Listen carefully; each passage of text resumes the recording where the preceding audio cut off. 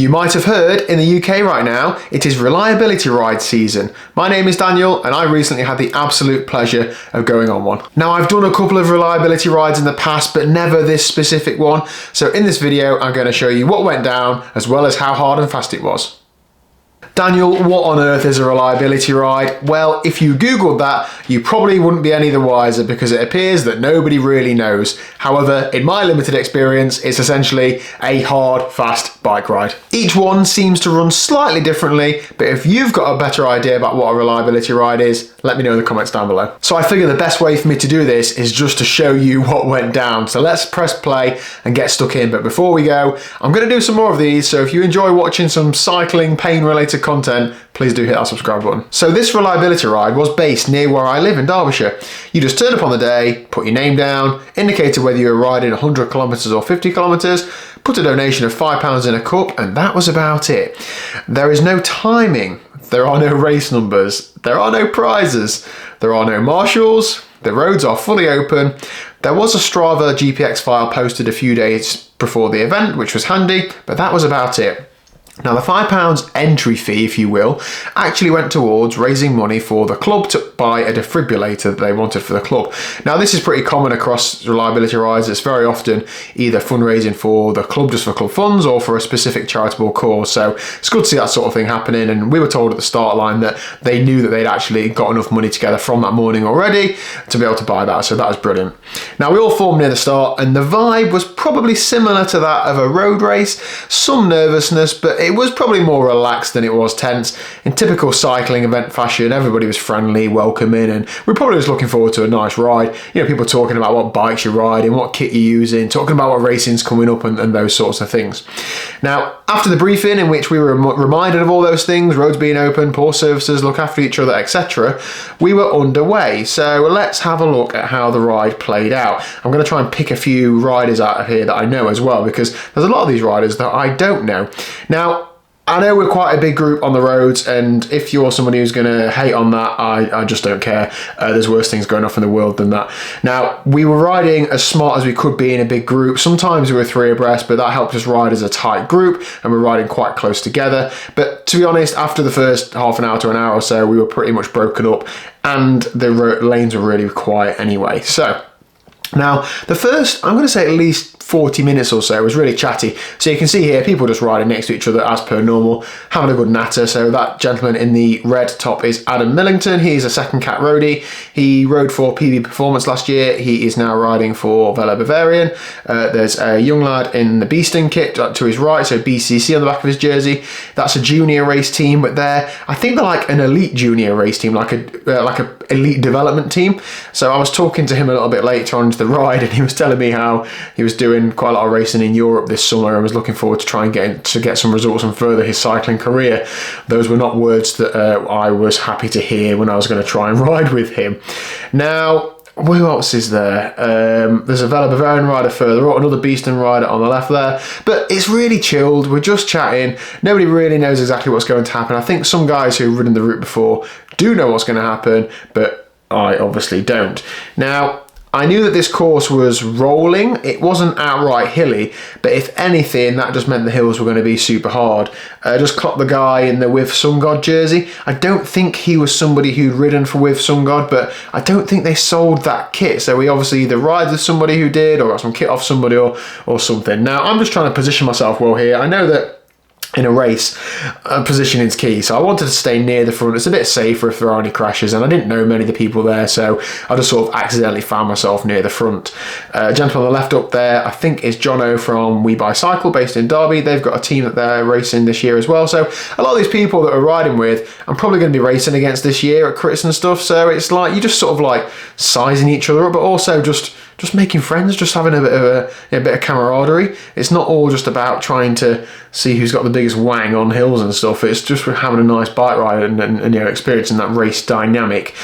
Where we go to now, nice camera work DW. So yeah, it's just stretching out a bit down here. So a lot of the ride was on lanes like this, so potholes, twisty turny, communication being key. Pretty much just like a group ride, people pointing out potholes and stuff. Now we can see here that people are moving on the right. So that rider that's just gone past on the right was Alex Reynard. He's another second cat roadie, nice strong rider. I can see here that it's just stretching out a bit, and I don't want to get too left behind, so I think I try and follow some wheels to the right. There we go. Just move out a little bit and just sort of ease my way up. I don't know how much this is going to break up, but I just know that I'm going to try and stay near the front for as long as I can, because I want to have a good hard training ride, and that's what this is. It is not a race.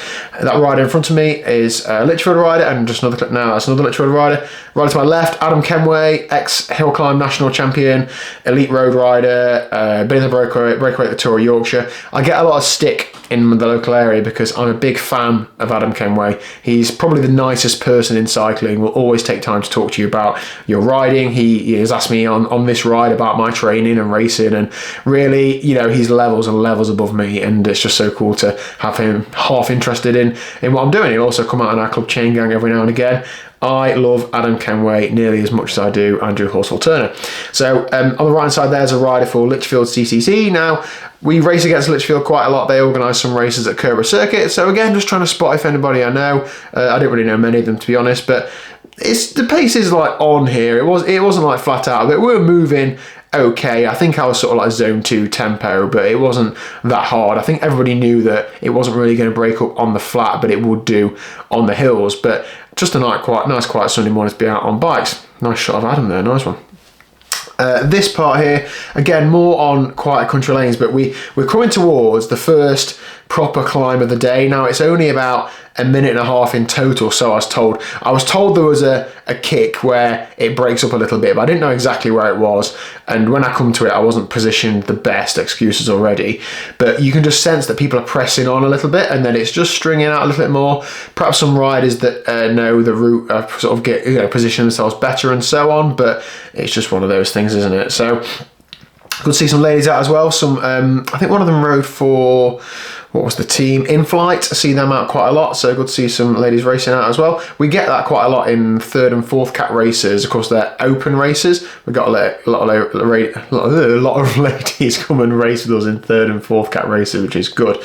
Now, we go left and right at this junction, and then we have a little descent, and then the first big hill comes up where, spoiler alert, I get dropped. However, I do claw my way back on. So again, at junctions, you're still shouting around, communicating if there's any cars coming or anything. As you can see, it's really quiet, so there's nothing really to be worried about. Turning right there again, people stopping before they turn in. Now, here we go. I've got the data on for this point. It was quite difficult to get data, so I hope you enjoy this part. I've slipped back a bit here in the group, and I don't really think it's a problem until it is a problem. Now, let's see. So we're freewheeling, we're doing what, 26, 27 miles an hour. There's no need for me to be pedaling and going fast down here. I'm just thinking, I don't need 36 miles an hour, 37 miles an hour. That's fast enough. I don't want to be bunched up. I don't want to be stacking it on a ride like this. I need to just be having a safe ride. Over a train crossing. And again, I'm thinking, again, no accidents, thank you. So everybody's just shouting that there's something coming up, and they're getting across it nice and safely. It is a bit of a big bump, and there's a bottle astray somewhere in a second. The gentleman drops. There we go, on the right hand side of the bottle. I actually ended up giving him one of my bottles, but I wished I'd given it him earlier. Now this is it. This is on. I can see it stringing out, and I've just got to kick on here. I know that the climb is short-ish, and I can just see the group ride away from me, so I'm not looking at power. I'm just kicking on. But I'm doing 700 watts here, and these riders are just flying past me. Those two guys from Lichfield, and then I think Adam Milliton comes past me. Now I'm about 90 kilos, but that is still like what, 7-8 watts per kilo, and they're just flying past me up the hills. I think that's Sam from Villa Bavarian on the right as well. So I'm trying to stay in contact. I know that all I've got to do is just stay on the back of the group, but you can see here these people sort of going backwards. I don't need to get stuck behind any of them. I need to try and hang on if I can, but at this point I just sort of run out of gas a little bit. I actually do my second best ever 1 minute power up that climb, which is like 580 something watts, and I still got dropped. Anyway, fast forward, I got back on. Myself and two other riders worked really hard together to get back onto this group. On the right of me there, Adam Kenway. That is a wheel that is good to be around, but I know that I can't follow that. So yeah, we worked really hard to get back onto this group. I knew that that was going to take a bit out of me, and on the next big hills, maybe I wouldn't stay with the group, but I wanted to push myself as much as I can, and I think that's what everybody was doing. They all wanted to just perform as best as they can, have a good training day out, and just, you know, simulate racing where you can in terms of surging up those hills, but not simulating racing in terms of absolutely bombing down lanes all the time, like just riding normally otherwise. I don't know who these other riders are here, but it gets a little bit further. This hill is a bit draggy, and I'm absolutely like flat out, and the riders just start pulling away from me a little bit. And you know what it's like, or you might know what it's like. Sometimes you just can't do anything. Like those riders there just pulling away from me. Maybe if I'd have sat on the wheel, I'd have stayed there, but we're probably doing 10 miles an hour at this point. It's just that bit too hard, and unfortunately then I get distance from the group, and you can see now that's what 15 meters, 17 meters, 20 meters, and the climb went on for another couple of minutes after that. I just can't compete with those guys. I think I did something like 405 watts for 5 minutes up here, and when you're like 2 hours into a ride, it's a big ask, and this is the point where I got dropped, so just over 2 hours in. Now at this point, other groups form on the road, because of course there's loads of people that have been dropped. However, I just ended up with this one other gentleman, and we actually rode the last hour together, and it was quite pleasant because there's only two of us. We weren't hurting each other. We were just trading turns and just working into the wind and just getting this ride done, looking at the beautiful scenery. I was half expecting another group to catch us, but it just didn't happen. We were moving okay, so it wasn't like we were losing loads of time, and we weren't actually far behind another couple of groups in front, but just didn't quite put enough effort in to catch them. Maybe that's because I was too busy doing this. Now, overall stats from the ride were just under 3 hours, just under 300 watts normalized power. Average was about 250, so that was pretty hard. Not as hard as a road race, but definitely harder than a training ride. And that was the reliability ride. A real good day out on a bike. We got back to the HQ afterwards, coffee and cake in the village hall. And that was about it, on for another day. Looking forward to getting stuck into another couple of these, but please do let me know your thoughts in the comment section down below. The lead group finished about 6 or 7 minutes ahead of us, so we did lose a bit of time in the last hour, but not a huge amount. And of course, it is not a race, it is a training ride.